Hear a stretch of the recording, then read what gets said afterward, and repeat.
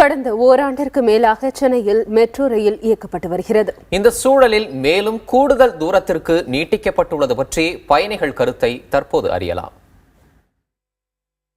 ட்ரெயினில் வர்றது, இந்த ட்ரெயின் விட்டுது, அதுவும் இந்த ஏர்போர்ட்லேருந்து கோயம்பேடு வரைக்கும் போகிறதால ரொம்ப சந்தோஷமாக இருக்குது. யாராக இருந்தாலும் டைமிங்க்கு போகணுங்கிறது கண்டிப்பாக இதில் சாத்தியமான ஒரு விஷயமா இருக்குது. புது அனுபவமாக இருக்குது எங்களுக்கு. இது இன்னும் ஃபுல் ஃப்ளெட்ஜாக வந்துச்சுன்னா ரொம்ப அருமையாக இருக்கும். 2 ஹவர் 3 ஹவர் வேலைக்கு போயிட்டு வரத்துக்கு இப்போ ட்ரெயினில் போனால் கோயம்பேடு போகிறது கொஞ்சம் ஈஸியாக இருக்கும். 10 to 12 மினிட்ஸில் நம்ம போயிட்டு ஏர்போர்ட்டுக்கு சேரலாம்.